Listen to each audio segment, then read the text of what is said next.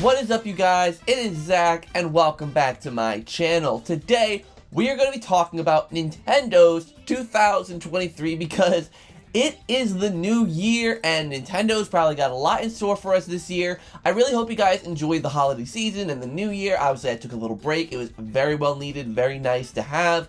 But I am back, and we're going to talk about Nintendo's 2023. Really quickly, before I start today's video, I do want to quickly plug in my Twitch channel, as one of my New Year's resolutions is I want to stream on there more. And I actually did stream last night, and I will be streaming again tomorrow. I'll actually be streaming Mario Party tomorrow, but last night I streamed some Left 4 Dead. So you guys should definitely come around and watch some of these streams sometimes. Check out the Twitch channel, link in the description down below. But that's not the matter at hand today. Today, it's all about Nintendo. We have a lot to talk about today, so I'm just going to kind of get right on into it. So without any further ado, let's get started. Firstly, we're going to talk about my 2022 predictions and what I got right. So here is the calendar for 2022, and yikes, I got like nothing right. I mean, the stuff that's on there that I did get right was stuff that already had release dates and stuff prior to that point. But yeah, I didn't get much right. Maybe a couple of the N64 releases, but even then, it was like, that's trivial. Like, I did not get like much of anything right. So hopefully this year is a different outcome. Hopefully I do get more right this year. And yeah, without further ado, let's get started. So let's start off with January. January we have here, which I have put down Fire Emblem Engage and Mario Party 3. So Mario Party 3 is obviously the N64 game that I'm feeling is going to come out this month. I did find it weird that there was nothing in January. I thought that's when GoldenEye would come out, but GoldenEye will come out later. But Mario Party 3, I think it's very possible to see Mario Party 3 come out this month, and that'll be very, very fun. I'm sure I'll probably stream it or something. And then Fire Emblem Engage is already confirmed for this month. It's a given. It's set in stone. So for you Fire Emblem fans, you have a new Fire Emblem game to look forward to. It looks like it takes elements from Fire Emblem games past and puts them all into a new experience. I personally am not a big fan of the Fire Emblem series, so I can't speak much to this game, but for you Fire Emblem fans, I'm sure it'll be a good time. So in February, I have Kirby Return to Dreamland Deluxe, and I have 1080 Snowboarding. Now, 1080 Snowboarding, I feel like just kind of fit here because of the timing, at least for like, you know, the Northern Hemisphere, or, you know, in terms of like the seasons and all that, because up here, February is basically in the heart of winter. Like, at least around here, we get a bunch of snow around this time. So February just kind of makes sense for 1080 Snowboarding. Like, it'd be weird for it to be released like in the spring or early summer. Like that'd be kind of weird. So February, I think, is perfect for this game. And then Kirby, again, this one already had a release date, so we knew when this one was coming out. It is a remaster of the Wii classic, Kirby Return to Dreamland, and you're playing as your pink little puffball. There's actually a really cool multiplayer mode. I actually never played the original Kirby Return to Dreamland, so maybe I'll try this one out, because little party games in it seem really cool. And I mean, it is 2D Kirby, like we all kind of know what to expect from 2D Kirby, but it is a remaster of an old one, so I'm sure people will find some enjoyment out of it nonetheless. But yeah, that's what I'm thinking for February. So for March, we have Bayonetta Origins, Sezra and the Lost Dragon, I think that's the title, and Pokemon Stadium for the N64 title. Now, Pokemon Stadium, this one's confirmed to be coming to Nintendo Switch Online service. I think March just kind of makes sense for that one, unless they're going to do a Mario Party 1 and 2 thing, where they release both Pokemon Stadiums 1 and 2 both in the same month. But I do feel like the two games do differ enough, because of, you know, the fact that Pokemon Stadium 1, I believe, is for Pokemon's Red and Blue, and Pokemon Stadium 2 is for Gold and Silver. I think they differ enough in that aspect to give them separate month releases, but nevertheless, Pokemon Stadium, I think, you know, maybe it's not given for March, but I think it makes sense. And then the Bayonetta Origins game, again, already had a confirmed release date. We already know a lot about the early part of 2023. I gotta get used to that. So yeah, so this game's already confirmed. It's an origin story to Bayonetta, of who the character was before she became Bayonetta. And the game, both aesthetically and gameplay-wise, looks a lot different than Bayonetta games previously, which I think is kind of weird. I don't know, this game doesn't appeal to me. I mean, I didn't care much about the Bayonetta series to begin with. Like, it doesn't, like, draw me in. I feel like I would like it if I played it, but this Origins game really does not bring me in. It's not like, you know, reeling me in like a fish. I don't know. It just doesn't look that interesting to me. Alright, so let's move on to April. Now, April is an interesting month because I actually don't have a game put here, or at least a newer game. So for April, I have Legend of Zelda Tears of the Kingdom Direct, and I have Pokemon Stadium 2. Pokemon Stadium 2, again, another confirmed N64 game. Obvious, you know, like, it's obvious what that one's referring to. But the Legend of Zelda Direct, now obviously, Legend of Zelda Tears of the Kingdom is coming out in May, and I do feel like we don't know much about the game, so I do feel like Nintendo might want to hype up the game a little bit. So I do think in April we will get a Nintendo Direct specifically about Legend of Zelda Tears of the Kingdom. What will be in it? I don't know, that's not for me to say, but here it is. And this is the only Direct I'm going to mention throughout this whole entire thing. Obviously, we're probably going to get a general Nintendo Direct in February, June, and September, but I'm not going to say what's in those because it's really hard to say. Just stay tuned for the rest of the video to think what could possibly be in those Directs, in my personal opinion. So next up is May, and for May I have, obviously, Legend of Zelda Tears of the Kingdom and Excitebike 64. Excitebike 64, again, was confirmed. Don't really need to talk about this one too much, but Tears of the Kingdom already had a release date. It's like May 16th, 17th, I don't remember. It's on screen now. Legend of Zelda Tears of the Kingdom is coming out, and a lot of people obviously are very excited for it. It's a lot of people's most anticipated game of the year, so they have a lot to live up to with this one. Hopefully they won't disappoint. I don't know, for me, Tears of the Kingdom just looks too similar to Breath of the Wild, especially because it seems to be in the same world. Like, yes, you get to explore the sky now, but I'm really hoping there's more to this. Like, I love the differences between sequels on the same console, you know, with, you know, Ocarina of Time and Majora's Mask, Wind Waker and Twilight Princess. Like, they're vastly different games, so these looking kind of the same doesn't do anything for me. I want to see them go for an edgier approach, like a more Majora's Mask approach, where it's just out there and wild, but we'll have to wait and see. I'll reserve judgment, because I did really like Breath of the Wild. Breath of the Wild is a great Zelda game. It's the only Zelda game that I really put, like, a lot of hours into, and that's mostly because there was nothing else out on Switch at that time. So, I don't know. We'll have to see.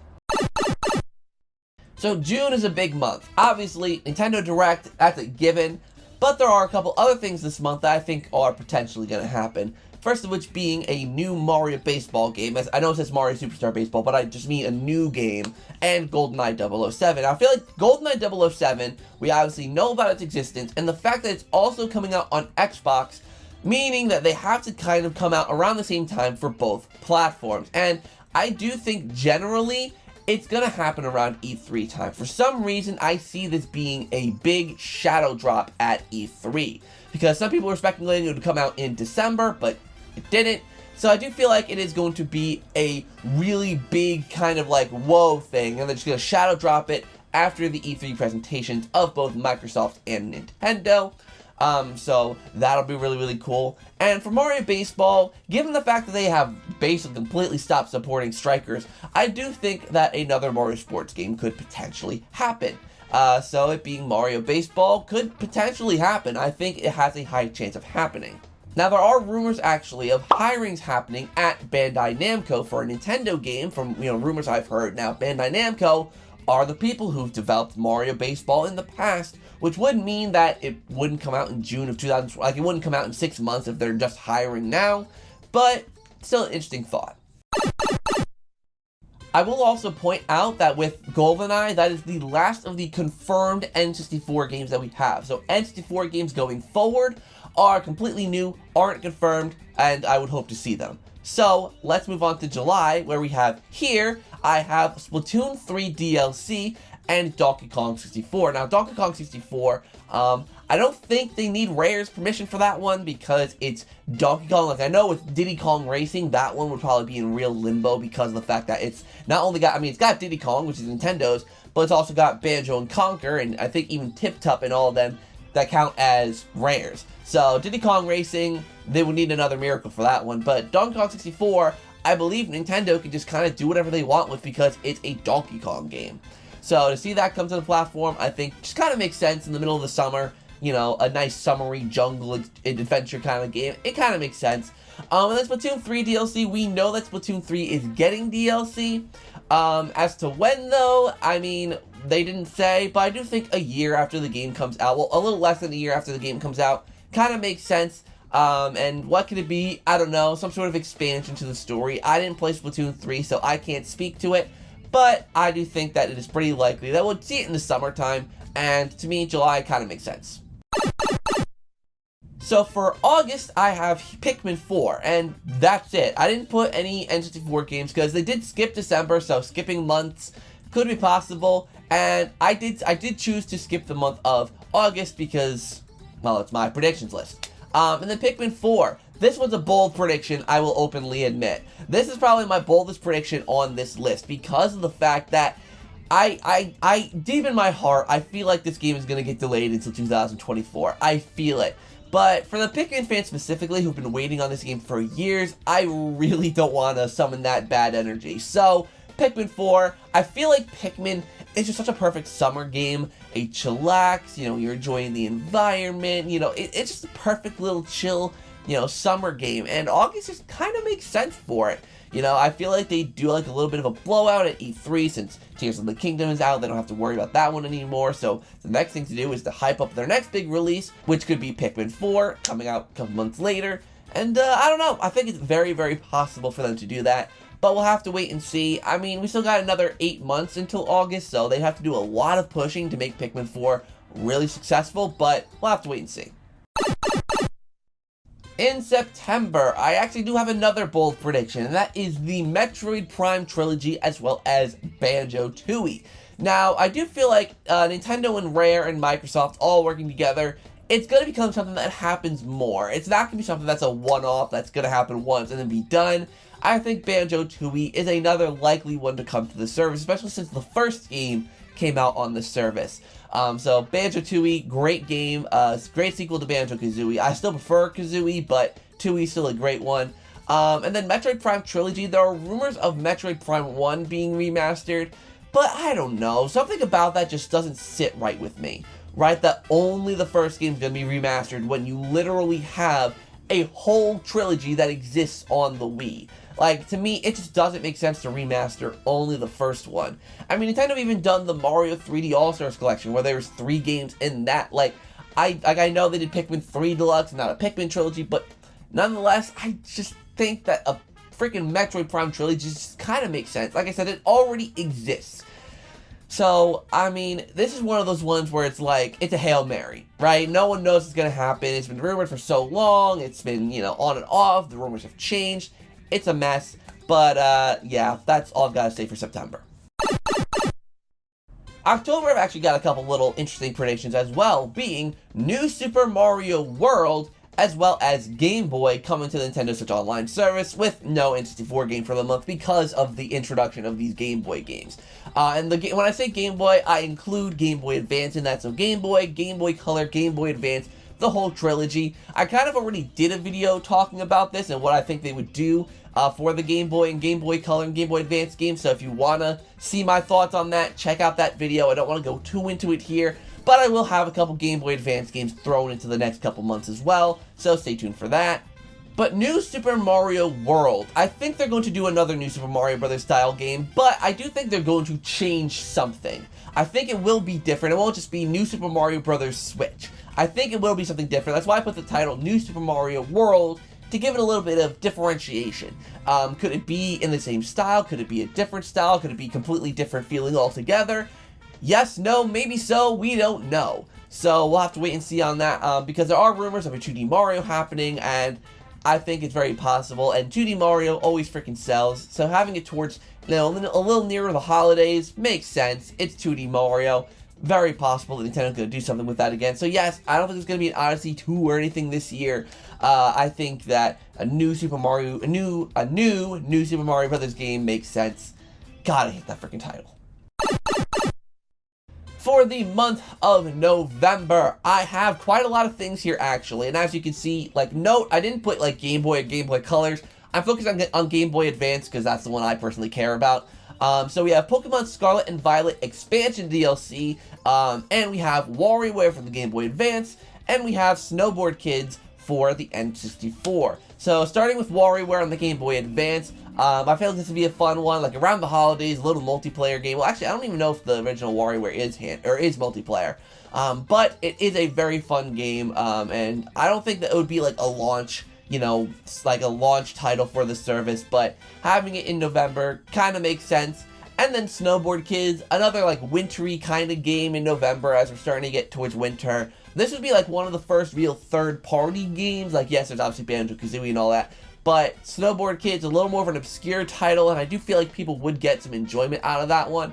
And then Pokemon Scarlet and Violet with the expansion DLC, I did kind of struggle with this one because I was like, what are they going to do with Pokemon this year? I honestly don't see them making a new game. I see them kind of focusing on fixing the current Pokemon game we have and expanding upon it in the future, at least for this generation, and I think that's what they're going to do. So I feel like they're going to have just like a big expansion drop, whether it's a new part of the region to explore, maybe some new Pokemon.